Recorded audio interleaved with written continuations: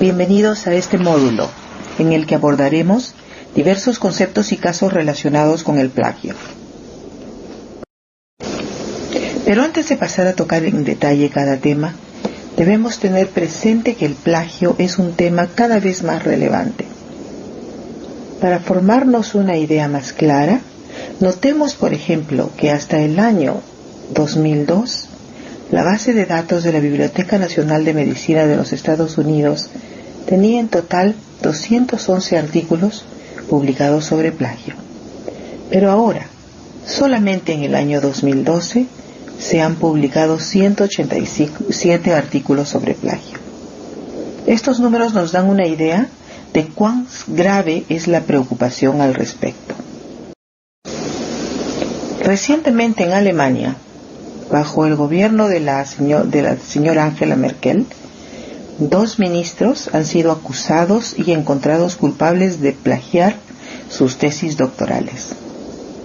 Tanto el ministro de Defensa como la ministra de Educación más recientemente han enfrentado investigaciones, críticas severas y han tenido que renunciar a su cargo por haber plagiado en sus tesis redactadas 25 años atrás. En Hungría, el presidente tuvo que renunciar a su cargo a raíz de un escándalo suscitado por una acusación de plagio. Como vemos, sobre todo en épocas recientes, el plagio ha tenido consecuencias que trascienden el ámbito académico y que repercuten en los más altos niveles políticos. El Perú no ha sido ajeno a los casos de plagio. También acá hemos tenido casos sonados. El más notorio involucra al escritor Alfredo Bryce Echenique, quien ha sido acusado e investigado por este tema. Este caso en particular ha causado enorme revuelo también en México, donde muchos consideran que por esta razón no se le debió otorgar un importante premio literario en ese país. Pero más allá de lo que ocurre en los terrenos académicos, literarios y en el mundo de la investigación, se sabe que el plagio se produce en muchos otros ámbitos. ¿Qué es el plagio? Según la definición que presentamos aquí, plagio es la apropiación, presentación y utilización de material intelectual ajeno que no nos pertenece, sin el debido reconocimiento de la fuente original. Si queremos ponerlo en términos más sencillos, el plagio es simplemente apropiarse indebidamente del trabajo de otros. Pero aquí debemos hacer algunas precisiones. En esta definición, desarrollada por un grupo de la Universidad de Chile, el plagio es un acto fraudulento en el cual existe presunción de intencionalidad, en el sentido de hacer aparecer un determinado conocimiento, labor o trabajo como si fuera producto propio, y de desconocer la participación de otros en su generación, en su aplicación o en su perfeccionamiento. En esta parte de la definición encontramos la idea de intencionalidad. Esto, al parecer, deja un espacio abierto a la interpretación. Es decir, se podría entender que si una persona cometió plagio sin estar muy al tanto de lo que hizo, posiblemente no se la pueda acusar de plagio. No obstante, y según diversas normas que regulan la práctica académica y profesional, quienes se desempeñan en estos campos tienen la obligación de informarse sobre este y sobre otros temas éticos. Pero además, la ignorancia de la norma no exime de culpa al responsable, como establecen también nuestros códigos legales. En todo caso, quedémonos con la idea de que el plagio es la apropiación fraudulenta del trabajo de otros sin citar la fuente original. En un módulo anterior vimos que la mala conducta científica incluye la fabricación de datos, la falsificación de datos y el plagio. Ahora nos estamos centrando exclusivamente en el plagio, pero sin perder de vista que este tema se inscribe en un rango mayor de malas prácticas, y que éstas a su vez son un aspecto de varios otros elementos asociados con la conducta responsable en la investigación, y aspectos que a su vez vulneran la integridad científica.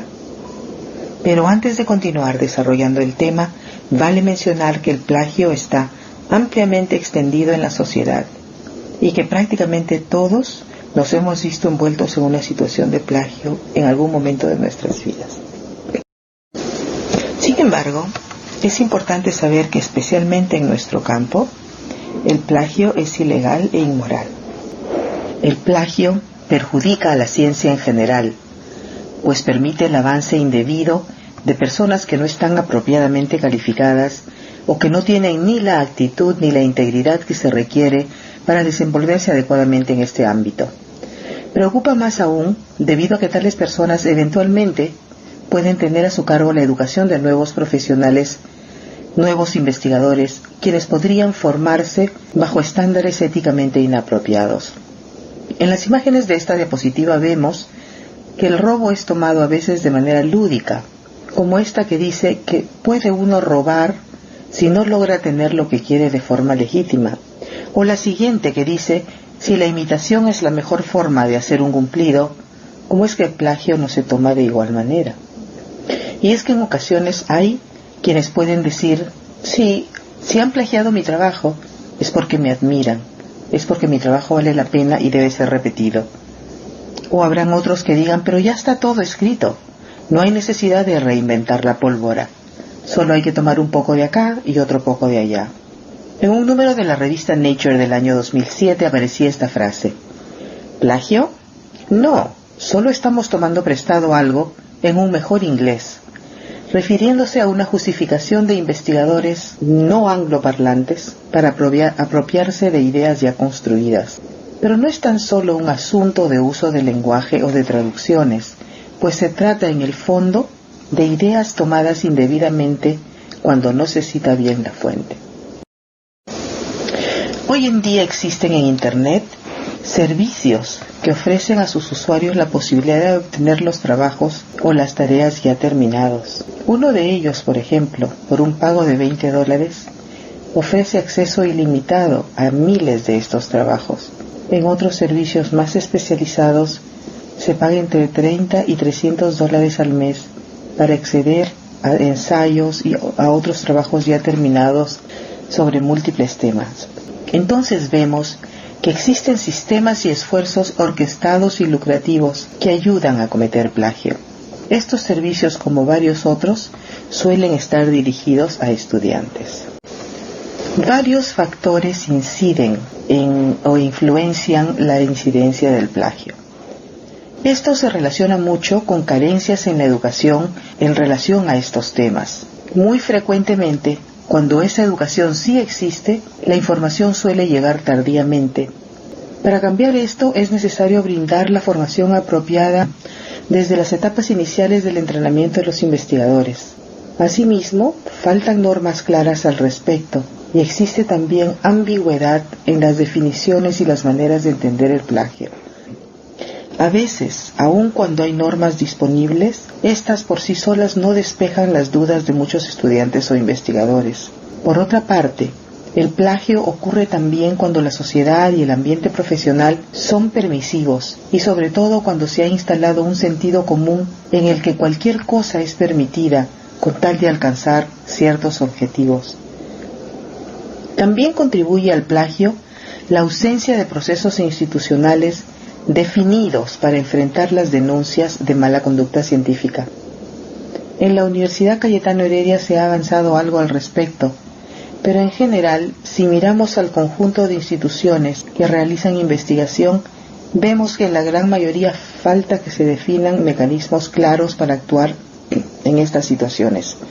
Por ejemplo, si alguien se acerca a su jefe para informarle sobre un caso de plagio, muy probablemente el jefe no sabrá qué hacer al respecto. ¿Cómo actuar entonces? Muchos prefieren no enfrentarse solos a la tormenta que esto puede causar. Ante la ausencia de normas, optan por no decir nada para no generarse antipatías o problemas. Así también, la incidencia del plagio puede verse favorecida por la pobreza en las definiciones de lo que constituye o no una investigación científica, o también de los roles de quienes participan en las investigaciones. En relación con este punto, importa especialmente el tema de las autorías, sobre todo cuando los investigadores son contratados por una empresa para realizar algún estudio. Aquí uno puede optar por 3 alternativas: aceptar lo que señala la empresa, rechazar la propuesta o llegar a un acuerdo. Pero en cualquier caso, las definiciones o negociaciones deben darse desde el inicio de la relación contractual. En la industria farmacéutica, por ejemplo, se puede considerar que se contrata a alguien solo como recolector de datos o solo para realizar alguna tarea meramente operativa. Pero cuando los datos están ya en manos de la empresa, ésta puede decidir qué hacer con ellos, o cómo publicarlos, o a quién colocar como autor, y las contribuciones e ideas de los investigadores pueden quedar sin reconocimiento, o si es que no negociaron previamente estas circunstancias. En situaciones de este tipo, queda un campo abierto para que se pasen por alto los créditos por el trabajo intelectual de los investigadores. Si queremos profundizar en los diversos matices relacionados con el plagio, nos interesará conocer los factores que pueden agravarlos o mitigar su gravedad. Aquí podemos apreciar algunos elementos citados en la literatura académica al respecto. Sobre los factores mitigantes o atenuantes, un primer punto tiene que ver con la cantidad o el volumen de lo que se ha plagiado. ¿Cuánto plagió una persona? Si fue solo un párrafo o solo una frase, podría ser menos grave que haber plagiado toda la sección de introducción de un trabajo, la introducción completa o los métodos. Luego, en una investigación por plagio, ¿el denunciado cooperó o negó haberlo cometido? Es posible también que alguien se sienta contra la pared y diga, ok, lo hice, aceptando su culpa y sometiéndose a la sanción. Hay también circunstancias que algunos llaman extenuantes o mitigantes. Se trata, por ejemplo, de casos en los que alguien alega haber enfrentado situaciones difíciles o de emergencia. Estuvo enfermo, tuvo problemas familiares. Por otro lado están también los factores agravantes. Por ejemplo, si alguien es hallado cometiendo plagio, podría tratar de salir bien librado de la acusación dando información falsa durante las indagaciones. Asimismo, el carácter reiterativo de la falta puede considerarse un agravante, como también lo sería el haber obtenido un documento original con argucias o mentiras o sin señalar para qué lo quiere, con el propósito de copiarlo. Pero más allá de toda circunstancia, o de todas estas circunstancias, el plagio no deja de ser plagio, y para enfrentarlo debemos ser capaces de identificarlo adecuadamente. Antes vimos escándalos de plagio que tuvieron consecuencias al más alto nivel político. Pero en el campo que nos interesa más directamente, que es el campo de la investigación científica, se reconoce también y cada vez más al plagio como un gran problema, lo cual se refleja crecientemente en la literatura académica. En esta diapositiva vemos, por ejemplo, que el asunto es tratado en las revistas científicas más renombradas como Nature y Science, entre otras importantes publicaciones. Desde distintos ángulos, muchos coinciden en la necesidad de actitudes institucionales que permitan un desempeño íntegro de quienes conforman la comunidad académica y también en la necesidad de que los investigadores asuman una posición clara al respecto y a partir de esa toma de posición se informen y adopten las herramientas más apropiadas para actuar de manera coherente con los principios de la integridad científica. Revisemos ahora las formas más comunes de plagio. Estas son el plagio de ideas, el plagio de textos y el plagio de figuras. El plagio de ideas es fácil de explicar. Se trata de la apropiación de ideas, por ejemplo, explicaciones, teorías, conclusiones, hipótesis o metáforas en forma completa o parcial, o con modificaciones superficiales o mínimas, utilizándolas sin dar los créditos a quienes las originaron. ¿Cómo evitamos el plagio de ideas? Simplemente citando la fuente. Es verdad que muchas ideas están ya planteadas y no hay necesidad de cambiar lo que alguien ha dicho ya, si es que eso expresa lo que nosotros queremos decir. En esos casos, solamente debemos citar la fuente para reconocer el aporte del creador original. El plagio de texto es también muy conocido, y hoy en día, especialmente por la gran difusión de Internet, se ha convertido en el más común, por la facilidad que ofrecen los medios electrónicos para copiar y pegar los textos. Pero el problema no es precisamente que mucha gente copie y pegue, sino que se haga sin citar la fuente y sin entrecomillar, ya que se trata de copias literales o parciales. Nuevamente, la cita es fundamental. También con los textos es imperativo reconocer el aporte de quienes, con sus creaciones, nos ayudan a realizar nuestros trabajos y a incrementar nuestro conocimiento. El plagio de figuras o imágenes parece ser menos conocido, pero ocurre también con mucha frecuencia. El ejemplo que aquí mostramos es de la revista Caretas del Perú.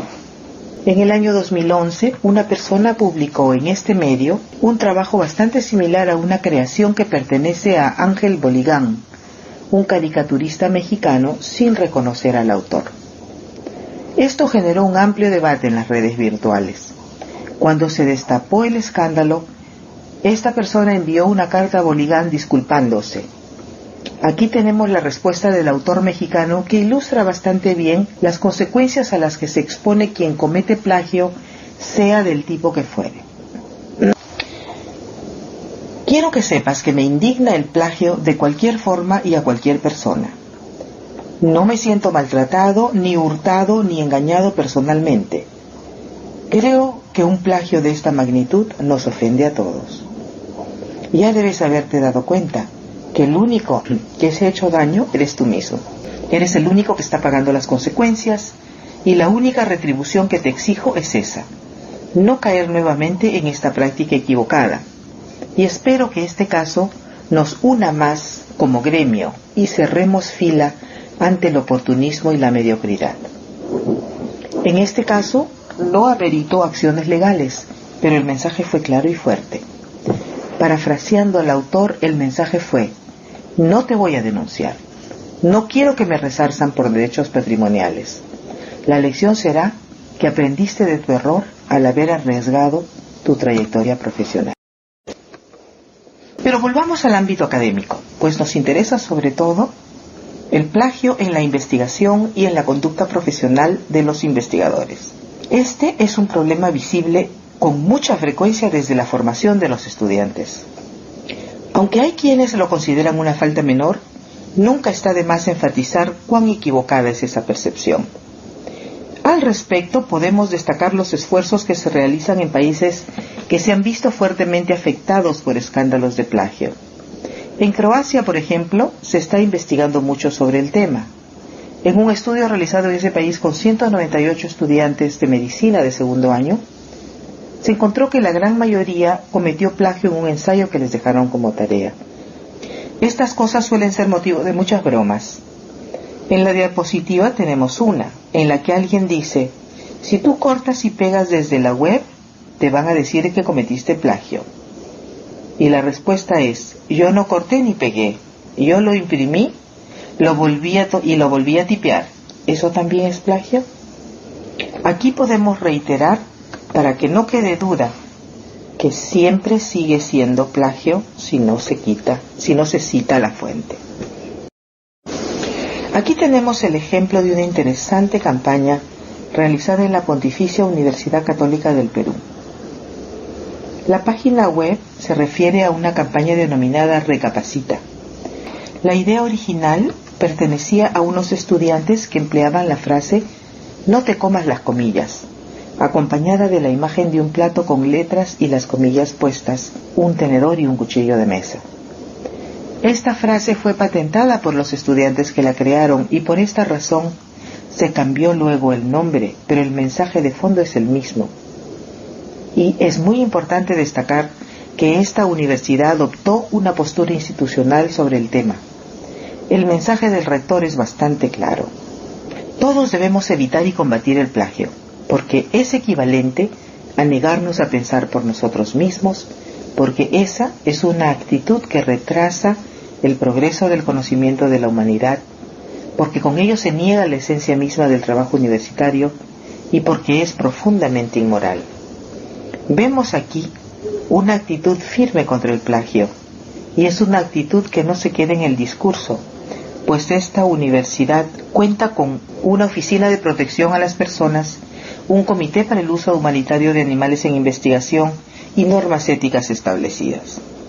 Otra experiencia interesante es la de la Universidad del Pacífico en Lima, que a nivel de pregrado imparte un curso semestral de 4 créditos llamado Moral Profesional, en el que se desarrollan varios de los aspectos que hemos venido discutiendo.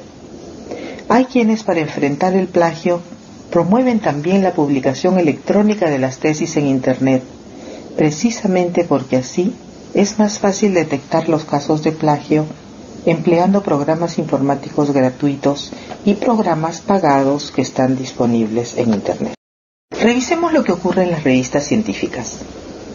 Estas en general suelen confiar en la honestidad de los investigadores, pero la preocupación cada vez mayor por el plagio ha llevado a muchas de ellas a implementar estrategias para combatirlo. Por ejemplo, la Croatian Medical Journal analizó todos los artículos que recibió desde el 2009 hasta el 2010, encontrando evidencias de plagio en el 11% de los trabajos. No sorprende, por ello, que algunas revistas hayan comenzado a pedirle a los autores que entreguen sus bases de datos para hacer posible replicar los análisis. Desde luego, el plagio en revistas ocurre también en el Perú, aunque posiblemente el número de denuncias no llegue a reflejar la magnitud del problema. Aquí tenemos los datos de un estudio del año 2012 sobre retractaciones o retiros de artículos en revistas científicas. El análisis abarca más de 2.000 artículos producidos por autores de 56 países, pero las 3/4 partes correspondían a autores de 4, Estados Unidos, Alemania, Japón y China, que son también los que más publican. Se encontró que solo el 21.3% de las retractaciones se debían a errores en las publicaciones, mientras que el 67.4% se atribuyó a problemas de mala conducta científica, incluyendo casos de plagio, publicaciones duplicadas y principalmente fraude científico. En el gráfico vemos que hace algunos años las retractaciones eran menos frecuentes, no necesariamente porque no hubiera problemas, sino quizás porque no se buscaban. Pero con la aparición de Internet, que se comienza a expandir a mediados de los años 90, se hizo más fácil buscar y encontrar casos de plagio, duplicaciones y fraude científico. Y es así que en los últimos años se han producido muchos más retiros de artículos conforme han ido mejorando las herramientas para detectar estos problemas, al tiempo que ha ido creciendo la preocupación sobre este tema. Revisemos ahora las formas en que se realiza el plagio. Aquí podemos considerar el llamado autoplagio, que consiste en la práctica de usar los propios trabajos una y otra vez, sin informar al público que se trata de un contenido ya publicado. Se considera una mala práctica porque conlleva a un engaño al lector. El autoplagio implica redundancia y duplicación, que se dan a veces bajo la forma de una publicación salame, es decir, la fragmentación indebida de la información para generar un mayor número de publicaciones. Esto puede significar una vulneración de los derechos de propiedad intelectual, porque cuando uno somete un manuscrito a una revista, le cede a esa revista los derechos de propiedad sobre el material. Esos derechos permiten sostener el esfuerzo editorial mediante la venta del acceso a la publicación, sea de manera impresa o por vía electrónica. Cuando uno infringe esos derechos, puede enfrentarse a un problema legal. El plagio también puede ocurrir al momento de resumir o refrasear. Al resumir, estamos condensando las ideas de otra persona, pero siguen siendo las ideas de ese autor, y eso se tiene que reconocer.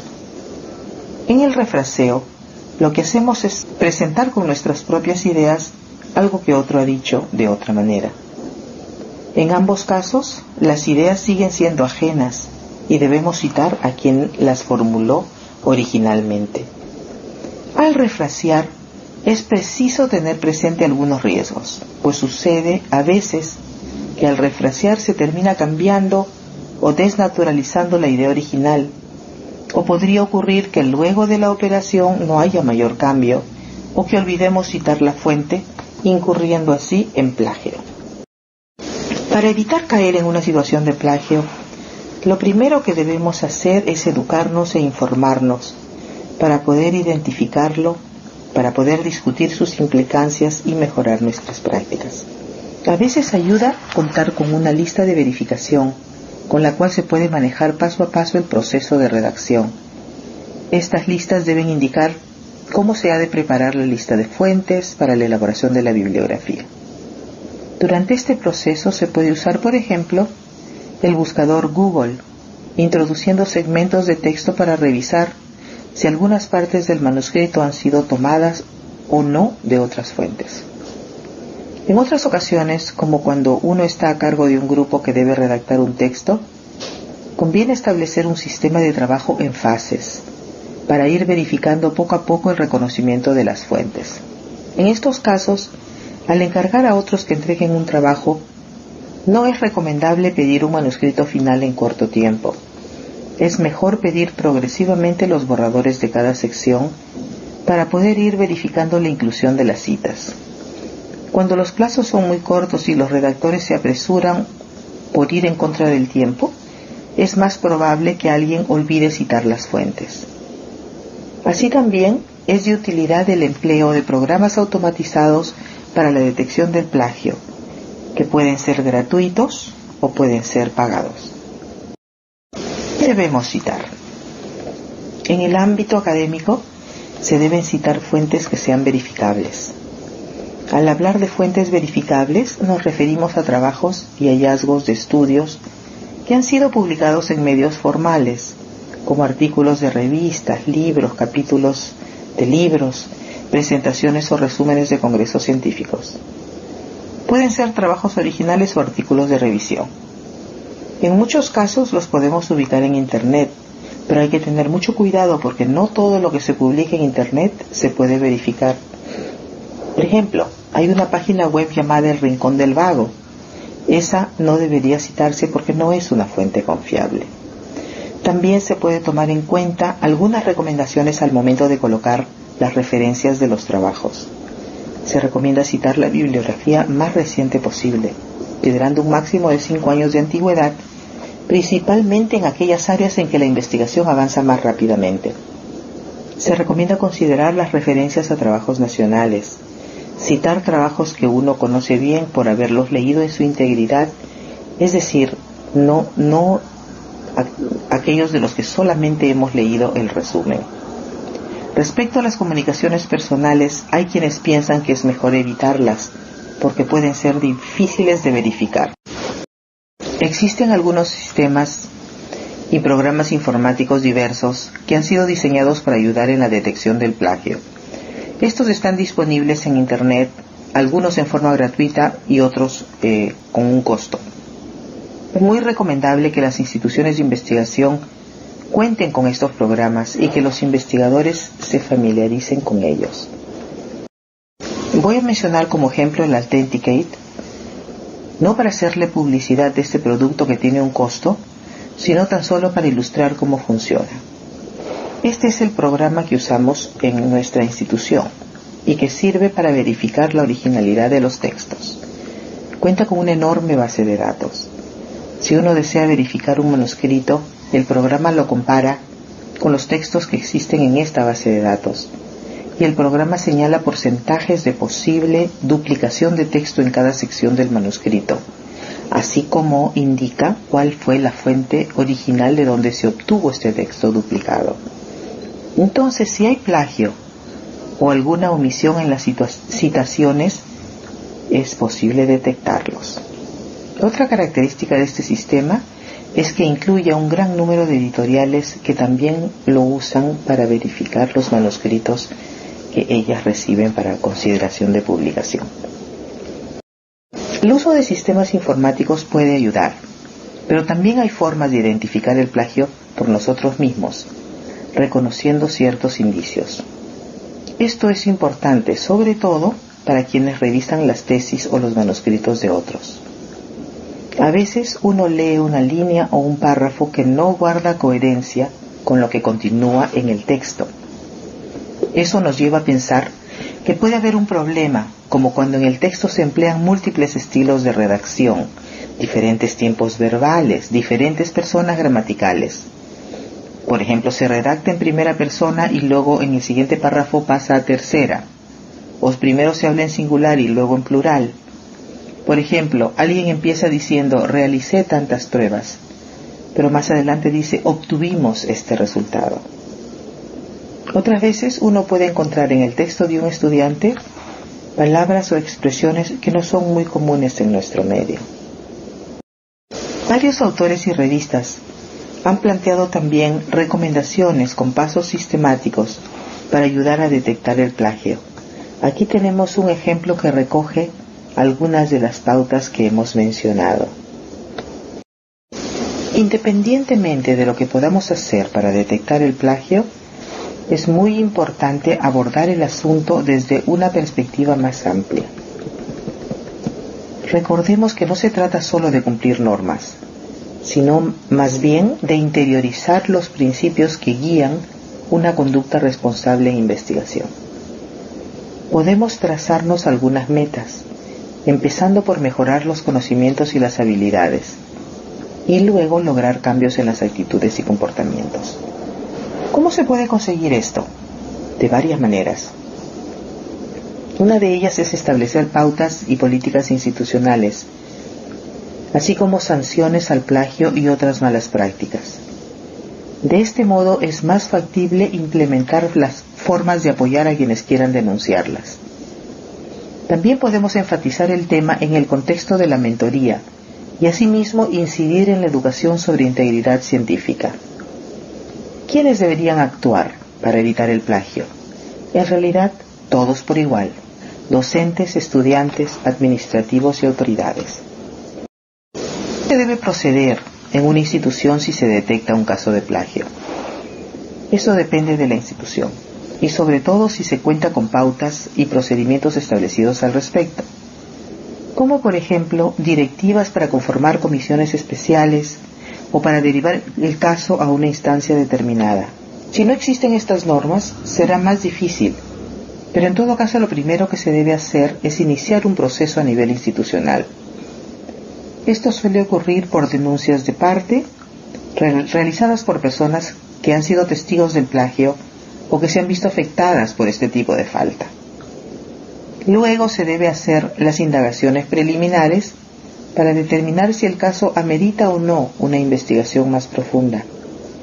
Pero ya desde la fase de indagación es preciso recoger información sobre las circunstancias del posible plagio y también proteger a los involucrados, al denunciante para que no sufra represalias y al denunciado para no poner en riesgo su reputación si es que no se lograra comprobar su culpabilidad. Pero si se llegara a encontrar indicios de plagio, habrá que considerar otros factores, incluyendo los agravantes o los atenuantes, como son la extensión del plagio, la frecuencia, etc. Si se determina fehacientemente que una persona cometió plagio, las autoridades de la institución pueden dictar las sanciones que consideren más apropiadas, las cuales pueden ir desde una llamada de atención, la expulsión de la institución, la pérdida de la licencia, dependiendo de la gravedad de la situación. Por lo general, estos procesos están normados en Europa y en los Estados Unidos. En países como el Perú aún no se han desarrollado mucho al respecto. En nuestra experiencia se ha recurrido, por ejemplo, a la elaboración de listas negras para que no se vuelva a contratar a personas o empresas que han incurrido en ese tipo de malas prácticas.